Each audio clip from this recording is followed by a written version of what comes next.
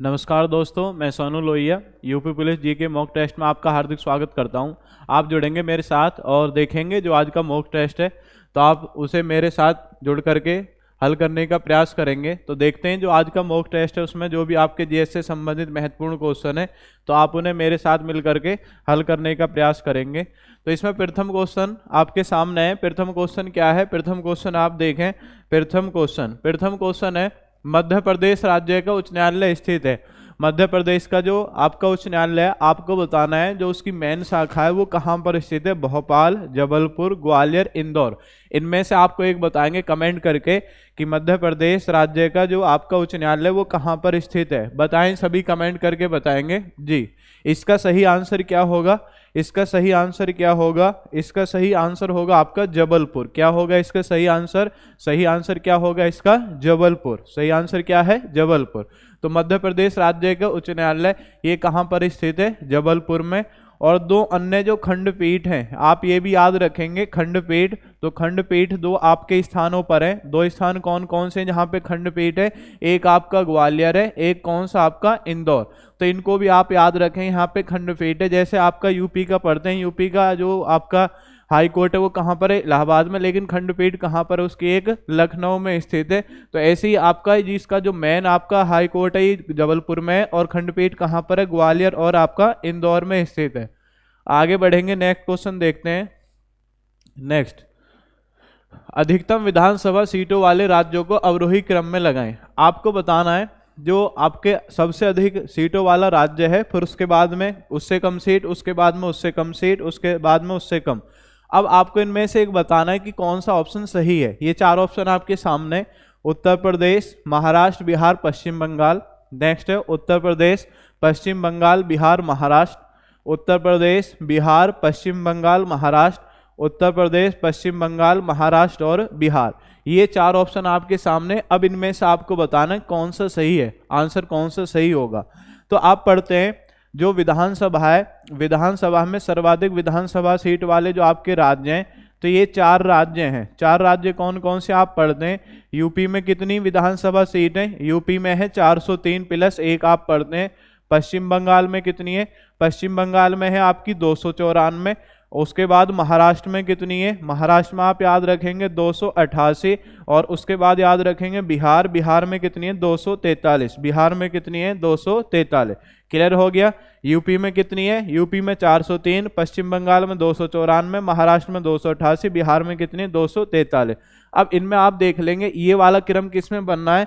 ये वाला क्रम बनना है इसमें, उत्तर प्रदेश, पश्चिम बंगाल, महाराष्ट्र और कौन है आपका? बिहार। इसलिए कौन सा आंसर सही होगा? आंसर सही होगा ऑप्शन डी। क्लियर हो गया। आगे बढ़ते हैं, नेक्स्ट क्वेश्चन देखते हैं। नेक्स्ट, जल के अंदर पड़ी हुई मछली वास्तविक गहराई से कुछ ऊपर उठी हुई प्रतीत आपको दिखती है या दिखाई पड़ती है।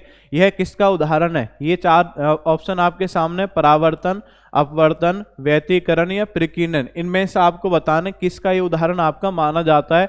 जल की सतह, या जल की सतह में कोई इस तरीके से आप कोई छड़ रखते हैं, वो छड़ आपको टेढ़ी मेढ़ी दिखाई देती है, तो वो भी उसी का उदाहरण है। तो इस घटना को हम क्या बोलते हैं? इस घटना को क्या बोलते हैं? इस घटना को बोलते हैं अपवर्तन। क्या बोलते हैं? इस घटना को अपवर्तन कहा जाता है। आगे देखेंगे नेक्स्ट क्वेश्चन को। नेक्स्ट है, पनडुब्बी का आविष्कार किया था। पनडुब्बी का आविष्कार किस व्यक्ति ने किया? ये ऑप्शन आपके सामने: Samuel Morse, James Watt, John Harrison या डेविड बुशनेल। इनमें से आपको बताना है कि पनडुब्बी का आविष्कार आपका किसने किया था। बताएं, सभी बताएंगे पनडुब्बी का आविष्कार किसने किया था। पनडुब्बी के आविष्कार की आपसे पूछा जाएगा। पनडुब्बी, तो पनडुब्बी का आविष्कार याद रखेंगे, पनडुब्बी। तो पनडुब्बी का आविष्कार किसने किया? David Bushnell. किसने किया है पनडुब्बी का आविष्कार? डेविड बुशनेल के द्वारा किया गया पनडुब्बी का आविष्कार। आपसे पूछा जाएगा जो पनडुब्बी है, जो पनडुब्बी होती है, जो आप समुद्र में चलती है पनडुब्बी, तो ये आपकी क्या है? जल की सतह, जो जल की सतह होती है, तो जल के अंदर डूब करके चलती है, उसे बोलते हैं पनडुब्बी। तो पनडुब्बी जो होती है पनडुब्बी में बाहर की वस्तुओं को देखने के लिए किस यंत्र का प्रयोग किया जाता है, ये यंत्र भी पूछ लिया जाता है। इसमें आप याद रखेंगे बाहर की वस्तुओं को देखने के लिए कौन से यंत्र का प्रयोग करते हैं, पेरिस्कोप। और आपसे पूछा जाए भारत के प्रथम पनडुब्बी कौन से थे, भारत के प्रथम पनडुब्बी ये आप याद रखेंगे INS कलवरी। भारत के प्रथम पनडुब्बी जिसे भारतीय नौसेना में शामिल किया गया INS कलवरी। तो इसे कब शामिल किया गया था, 1967 में इसमें शामिल किया गया। और बाद में आपकी इसने सेवा की और सेवा करने के बाद में फिर उसे सेवा मुक्त कर दिया गया है। तो अब दोबारा से जब आप स्कॉर्पियन श्रेणी की पनडुब्बी पढ़ रहे हैं तो वहां पर आप पढ़ेंगे कलवरी, खंडेरी, करंज, वेला, वागीर, वागसीर, ये आपने पढ़ा होगा। तो दोबारा से अब इसके नाम पर ही दूसरी पनडुब्बी शामिल कर ली गई है। लेकिन अगर आपसे पूछा जाए कि भारत की प्रथम पनडुब्बी जिसे भारतीय नौसेना में शामिल किया गया INS कलवरी, और इसे कब शामिल किया गया था, 1967 में। ये भी याद रखेंगे कब शामिल किया गया था, 1967 में। क्लियर हो गया। आगे बढ़ते हैं, नेक्स्ट क्वेश्चन देखते हैं। नेक्स्ट है राइटर्स किस देश की प्रमुख समाचार एजेंसी है। राइटर आप बताएंगे राइटर्स किस देश की प्रमुख समाचार एजेंसी है। ये आपके सामने आंसर है इसके, रूस, ब्रिटेन, इटली, ईरान। इनमें से आप बताएंगे राइटर्स किस देश की समाचार एजेंसी है। राइटर्स के बारे में आपसे पूछा जा रहा है तो राइटर्स आप याद रखेंगे किस देश की समाचार एजेंसी है। राइटर्स है आपका ब्रिटेन देश की समाचार एजेंसी। किस देश की, आपके ब्रिटेन देश की समाचार एजेंसी क्या है, राइटर्स। क्लियर हो गया। ब्रिटेन देश की समाचार एजेंसी क्या है, राइटर्स। जी आगे बढ़ते हैं, नेक्स्ट क्वेश्चन देखेंगे। नेक्स्ट क्वेश्चन क्या है, नेक्स्ट है भगत सिंह, राजगुरु, सुखदेव को फांसी की सजा सुनाने वाला जज कौन था। तो आपको बताना है इसमें कि भगत सिंह, राजगुरु और सुखदेव को फांसी सजाने वाला जज आपका कौन था। ये ब्रूमफील्ड है, पहले तो इसे आप थोड़ा सा सही कर लेंगे, ये है ब्रूमफील्ड। उसके बाद GC हिल्टन, R ग्रेमी, जॉर्ज चैम्बर। भगत सिंह, राजगुरु, सुखदेव। तो भगत सिंह, राजगुरु, सुखदेव आपने पढ़ा होगा। इनको 23 मार्च 1931, किस वर्ष आपका, 23 मार्च 1931 में। तो कौन सी जेल में इनको फांसी दी गई थी, लाहौर सेंट्रल जेल में। ये भी पूछ लेते हैं कि कौन सी जेल में फांसी दी गई थी इनको, लाहौर जेल में इनको फांसी दी गई थी 23 मार्च 1931 में। अब ये जो फांसी की सजा सुनाने वाला वो जज आपको याद रखना है कि फांसी की सजा सुनाने वाला जज कौन था। तो इसका नाम आप याद रखेंगे, इसका नाम क्या है, GC हिल्टन। GC हिल्टन था जिसने भगत सिंह, राजगुरु और सुखदेव को फांसी की सजा सुनाई थी। और इनको फांसी कब दी गई, 23 मार्च 1931। कहाँ पे दी गई, आपके लाहौर में इनको फांसी दी गई थी। नेक्स्ट है निम्नलिखित सिद्धांत पर रॉकेट कार्य करता है। रॉकेट आपने पढ़ा होगा। तो वैसे तो अगर आप बात करें जैसे न्यूटन के नियम आपने पढ़े होंगे, तो तृतीय जो नियम होता है क्रिया प्रतिक्रिया का नियम, उसके नियम के आधार पर कार्य करता है। लेकिन अगर इस तरीके से ऑप्शन आपका दे रखा है, आवोगाद्रो अवधारणा है, या ऊर्जा संरक्षण है, संवेग संरक्षण है, या बर्नौली सिद्धांत है, इनमें से आपको बताना है कि इनमें से किस सिद्धांत पर रॉकेट कार्य करता है। बताएंगे सभी, कमेंट करके बताएं। तो आपको याद रखना है इनमें से किस सिद्धांत पे कार्य करेगा। इसमें से सिद्धांत आप याद रखेंगे संवेग संरक्षण के सिद्धांत पर आपका कार्य करता है। कौन कार्य करता है, आपका रॉकेट कार्य करता है। नेक्स्ट है साबुन के बुलबुले का आंतरिक दाब होता है। साबुन के बुलबुले का आंतरिक दाब होता है तो वायुमंडलीय दाब के बराबर होता है। उसके बाद है वायुमंडलीय दाब से अधिक होता है, वायुमंडलीय दाब से कम होता है, या उपयुक्त में से कोई नहीं। अब इनमें से आप बताएंगे कि कौन सा इसका आंसर सही है।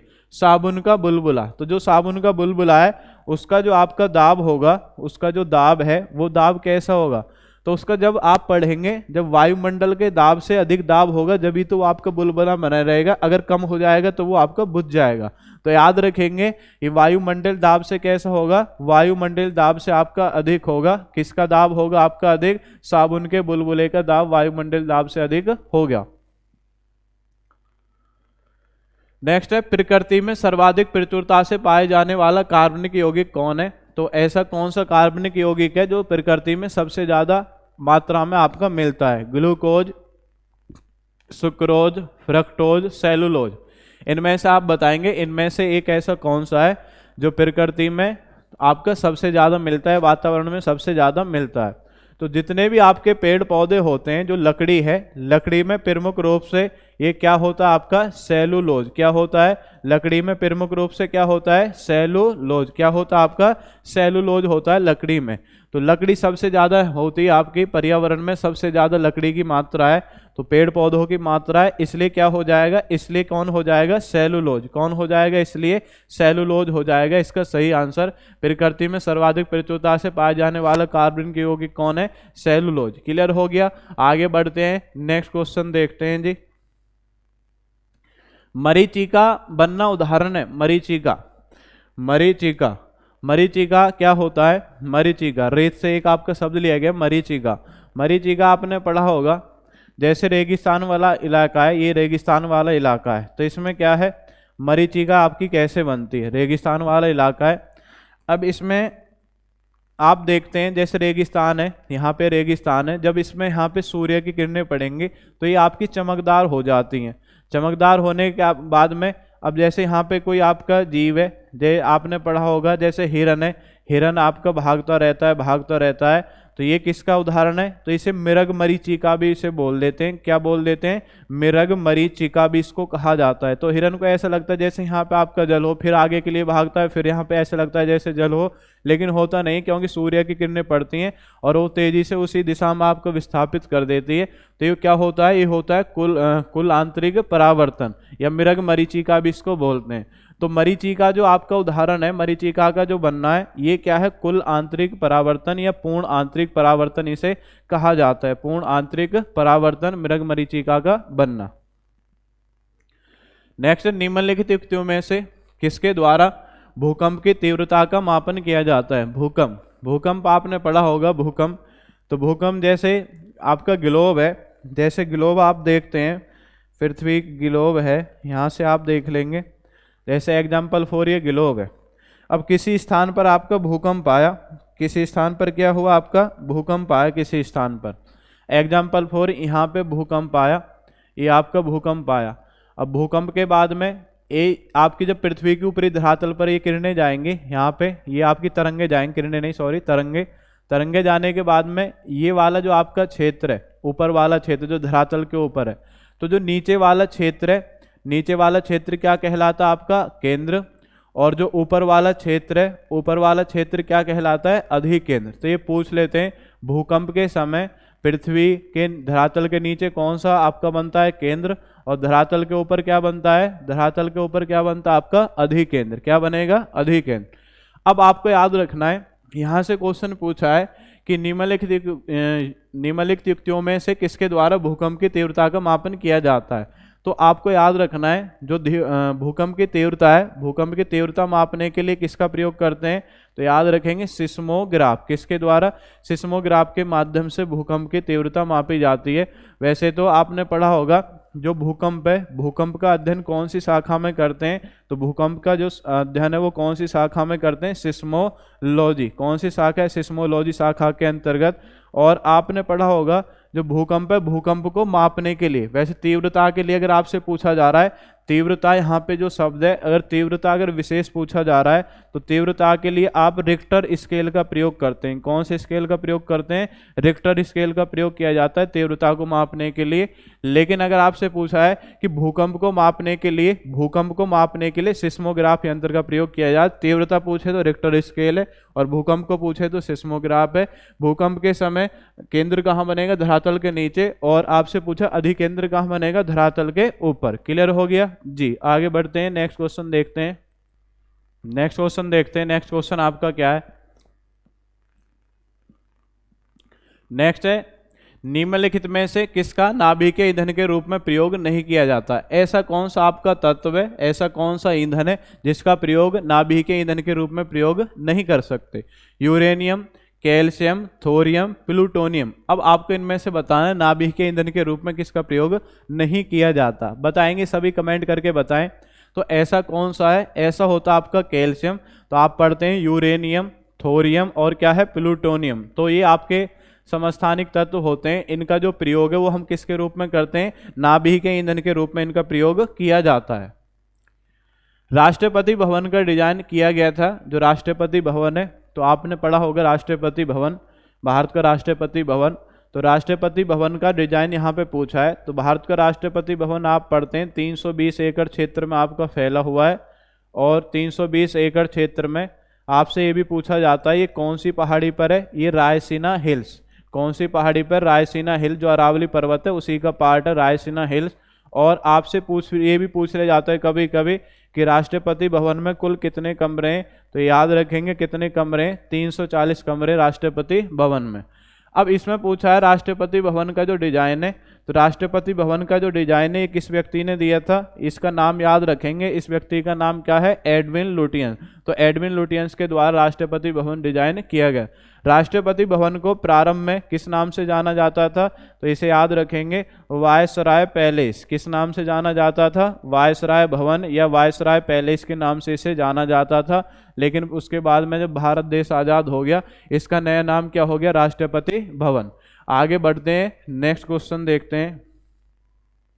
भारतीय संविधान में समवर्ती सूची की अवधारणा निम्न में से किस देश से ली गई है? तो समवर्ती सूची आपको बताना है, समवर्ती सूची कौन से देश से ली है? कनाडा से ली है, ऑस्ट्रेलिया से ली है, संयुक्त राज्य अमेरिका से ली है, ग्रेट ब्रिटेन से ली है।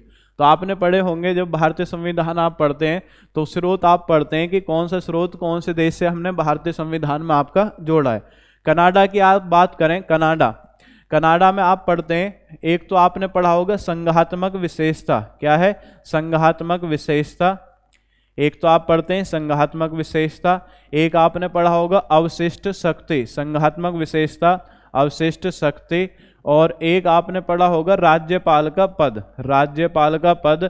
तो ये सब हमने कहाँ से ग्रहण किए हैं? ये हमने ग्रहण किए हैं कनाडा से। ऑस्ट्रेलिया अगर आपसे पूछे, ऑस्ट्रेलिया से क्या है? ऑस्ट्रेलिया आप याद रखेंगे समवर्ती सूची, समवर्ती सूची।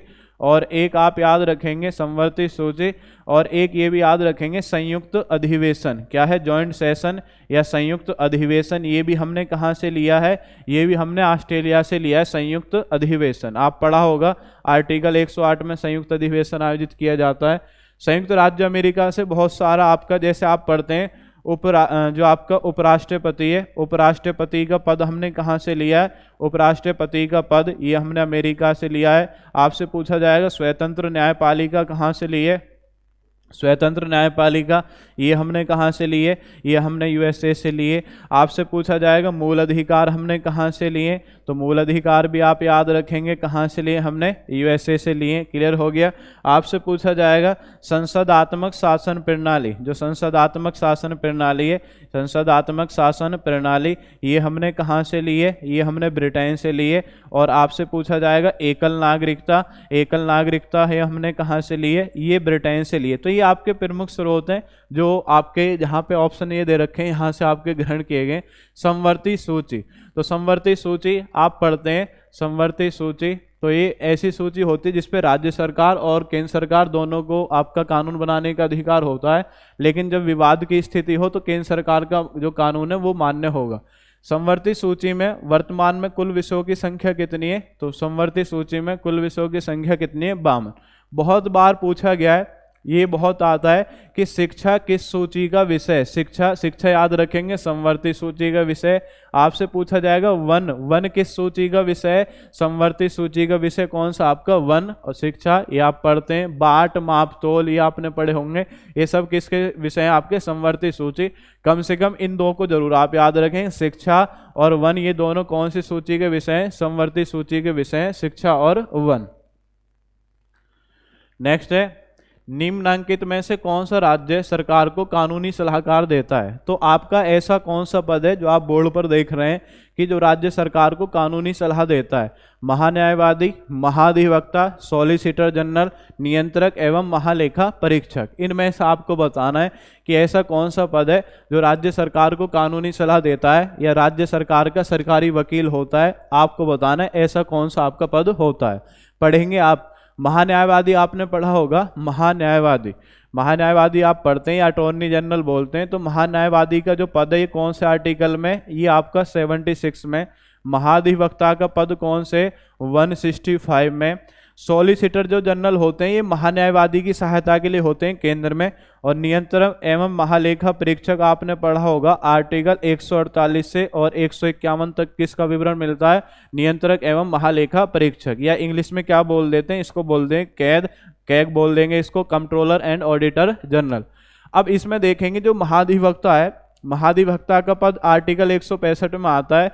तो राज्य सरकार को जो कानूनी सलाह देने का कार्य है वो कौन करेगा, वो करेगा महाधिवक्ता, या इसको इंग्लिश में बोल देते हैं एडवोकेट जनरल। क्या बोल देते हैं इसको इंग्लिश में, एडवोकेट जनरल। और जो महान्यायवादी है, केंद्र सरकार को कानूनी सलाह देने का जो कार्य है केंद्र सरकार का सरकारी वकील या कानूनी सलाह देने का कार्य कौन करेगा, महान्यायवादी।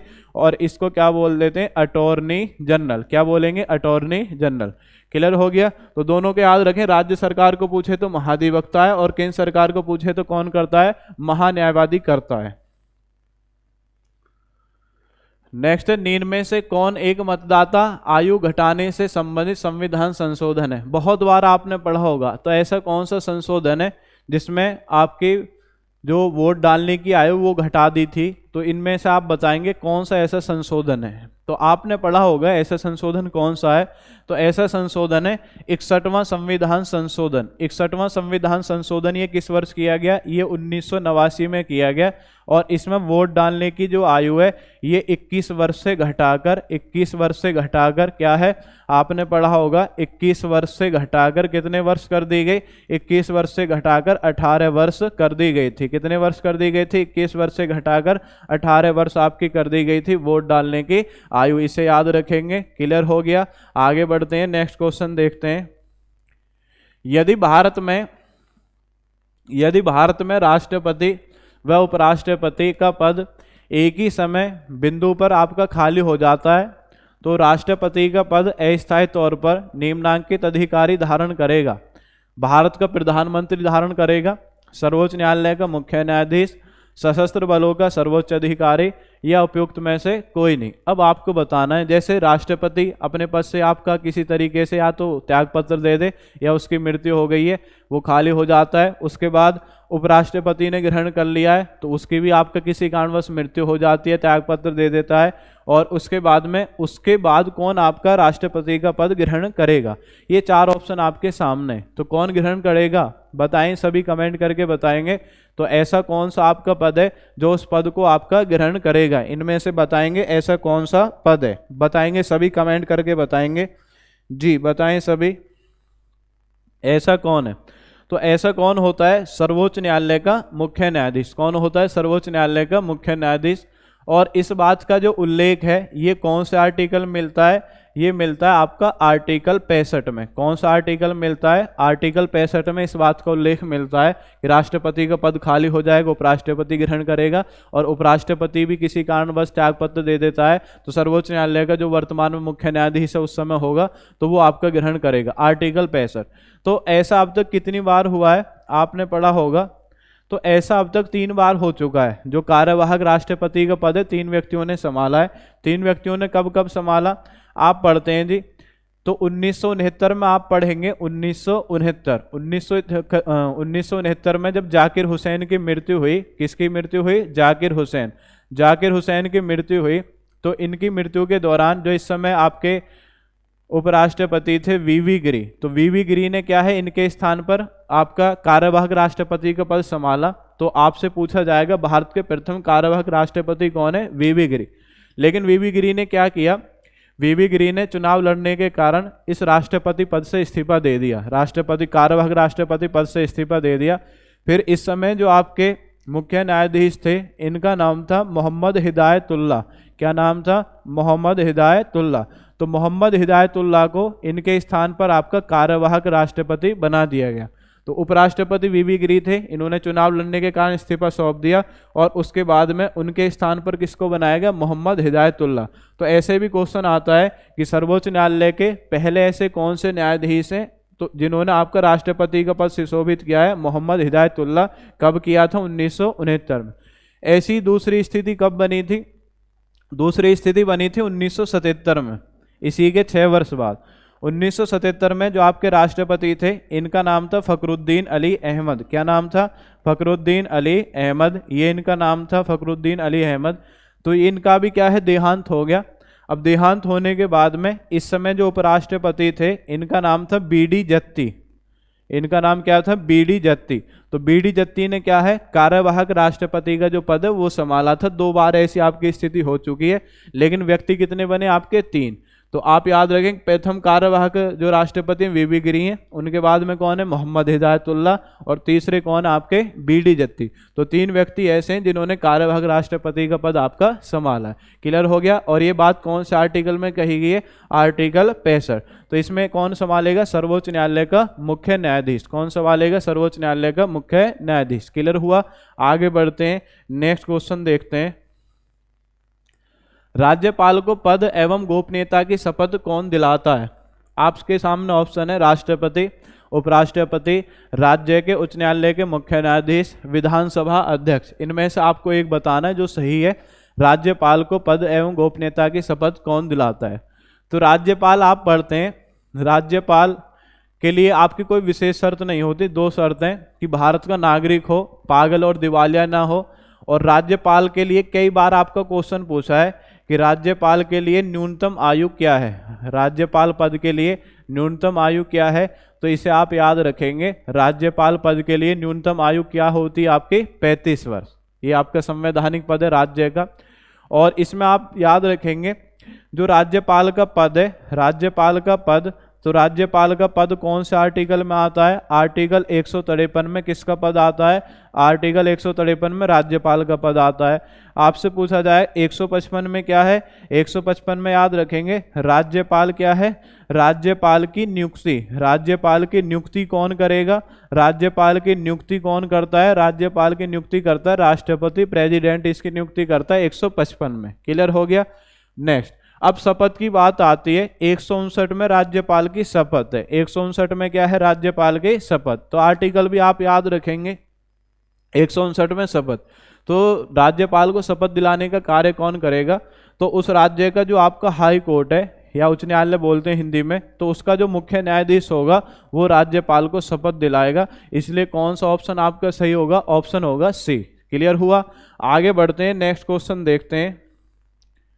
उत्तर प्रदेश में प्रथम बार रेलगाड़ी किन 2 स्थानों के बीच चलाई गई थी? बताएंगे सभी कमेंट करके। उत्तर प्रदेश जीके का विशेष क्वेश्चन है और इसमें 4 ऑप्शन आपके सामने, कानपुर, लखनऊ, कानपुर आगरा, इलाहाबाद आगरा, कानपुर इलाहाबाद। इनमें से बताएं सभी कमेंट करके कि प्रथम बार रेलगाड़ी किन 2 स्थानों के बीच चलाई गई।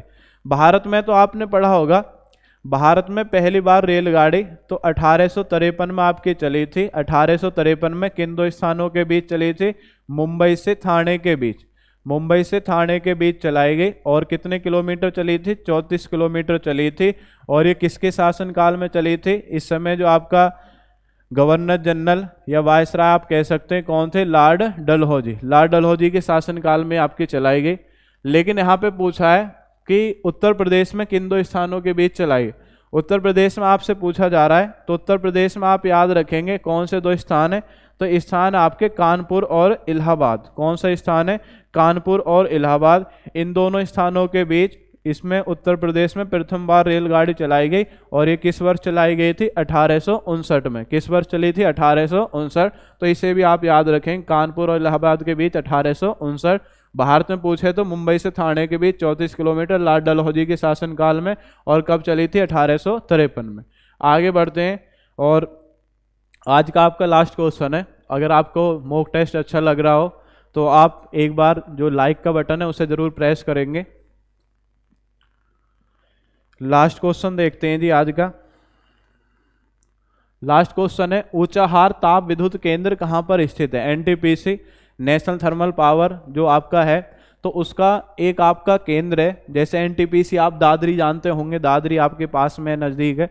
तो ऊंचाहार ताप विद्युत केंद्र आपका कहाँ पर स्थित है? ये 4 ऑप्शन आपके सामने, बरेली हो रहा है, बरेली है, बरेली, बरेली, रायबरेली, सोनभद्र और क्या है? बाराबंकी। इनमें से आपको बताना है कि ऊंचाहार ताप विद्युत केंद्र कहाँ पर स्थित है। बताएंगे सभी कमेंट करके बताएंगे।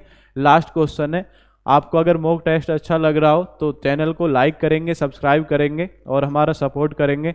तो ऊंचाहार ताप विद्युत केंद्र कहाँ पर स्थित है, इसे आप याद रखेंगे। ऊंचाहार कहाँ पर है, ऊंचाहार है रायबरेली में। कहाँ पर है ऊंचाहार, ऊंचाहार ताप विद्युत केंद्र कहाँ पर है, याद रखेंगे ऊंचाहार। तो यहाँ से दो शब्द निकाल लेंगे, आर हो रहा है ना, आर इसको पलट देंगे, रा बन जाएगा, रा से क्या बन जाएगा, रायबरेली। क्या बन जाएगा आपका, रायबरेली। तो ऊंचाहार ताप विद्युत केंद्र आपसे पूछा जाए कहाँ पर स्थित है, रायबरेली में स्थित है। तो ये आज का मॉक टेस्ट था आपका, ये आज के मॉक टेस्ट के आपके क्वेश्चन थे।